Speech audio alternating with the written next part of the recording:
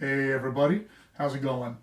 It is November 15th, 2021. 1 year ago today, I went in the hospital with COVID-19, and I already had bilateral viral pneumonia. I had been sick for about a week or so at that time, so I'm told. And I had gone to the hospital a few days before. I went in the hospital, it was a Sunday when I went in, and I had gone to the hospital on Thursday. I'd been sick since the preceding Wednesday, and very sick since the preceding Sunday, so I'm told. And the people at the hospital, when I went in on the Thursday, didn't admit me. My blood oxygen levels were still okay, so they sent me home with a prescription. I got hold of my doctor, and there was a mix-up in things, and I'd get all my prescriptions, almost all of them, through Express Scripts, and so that's what she did. And so had I been able to take the medications they prescribed to me, start taking them the next day, maybe I wouldn't have got so sick. I don't know. It's hard to say, but anyway, I wasn't able to get those medications, and so I got a lot sicker quickly, and went in the hospital on Sunday and began the fight of my life. I have been pretty badly injured a couple of times. I've broken both my femurs. And when I was 15, when I broke my first femur, my left femur, they didn't do, today if you break your femur, doesn't matter how old you are, they stick a pin in it, make sure you're okay for a couple of days and send you home. I know that because I broke my right femur when I was 40, and I was only in the hospital for a couple of days, and they sent me home. No cast, nothing. They just put a pin in it, sent me home.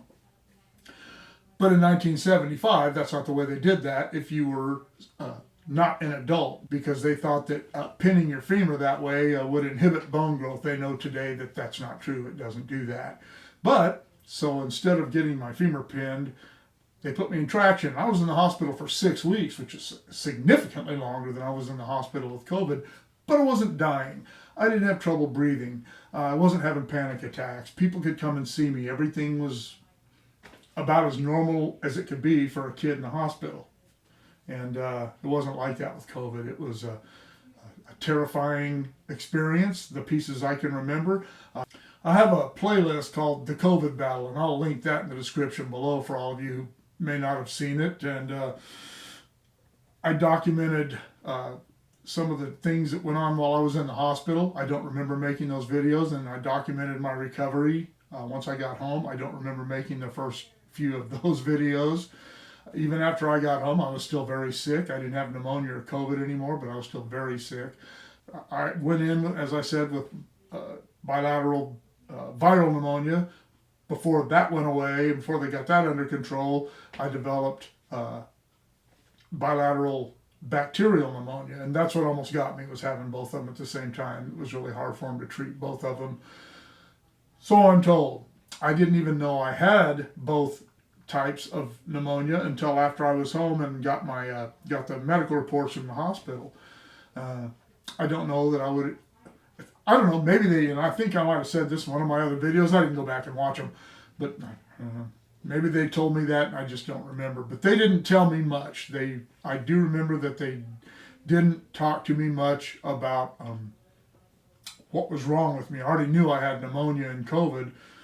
What else could they tell me? I suppose they didn't want to scare me. I was having panic attacks and horrible anxiety, and I'm sure they didn't want to make that any worse. But as I said, it was the fight of my life. And, and like I said, when I've broken both femurs in pretty serious accidents. I've had a couple of other brushes with death, but nothing like this, nothing that was sustained. Those things were like, I didn't get killed in that accident. That didn't kill me, so I'm going to be okay. They didn't last. It was just that momentary thing. And it was, from what I can remember, I don't remember thinking I was going to die. I just remember not knowing whether I was going to live. It was a brutal experience, and I'm really glad that I'm over it. You see my shirt. Jennifer got me this. I was still pretty sick when she got me this, and I don't wear it much. I wore it around a little bit. I didn't go around much when I was recovering before I started actually feeling better. But I get some comments on it now and again.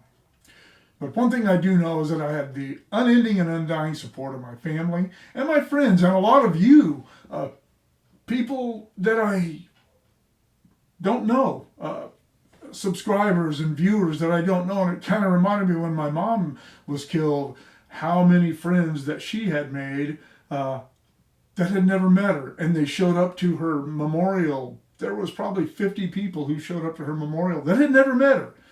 And so people that think that online support and online friendships aren't a real thing and don't have a positive effect on people's lives, you're wrong.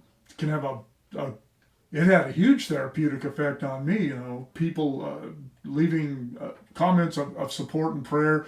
It made a big difference in the way I felt about myself and the way I felt about humanity.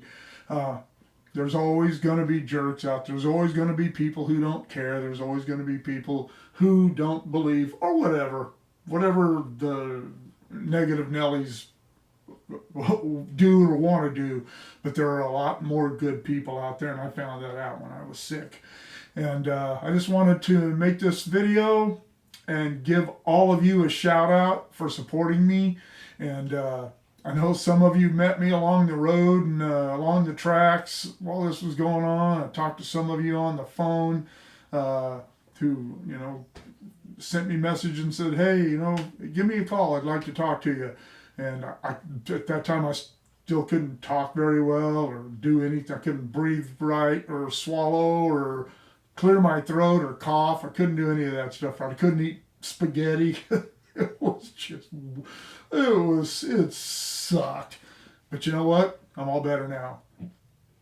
And I think that a lot of that has to do with a lot of the support that I knew I had from you folks out there, and don't think for a second that I still don't appreciate it on high. It was an awesome thing. It was a great experience. I wish I hadn't had to experience it.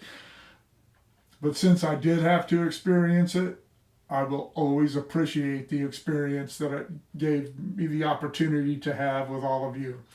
So thank you for the prayers. Thank you for the support while I was sick. Thank you for supporting my channel. Thank you for continuing to watch. Thank you for your comments and continued prayers. And all of you are always in my prayers and in my thoughts. All right. Everybody take care. Be well. Stay safe. And we'll talk to you soon.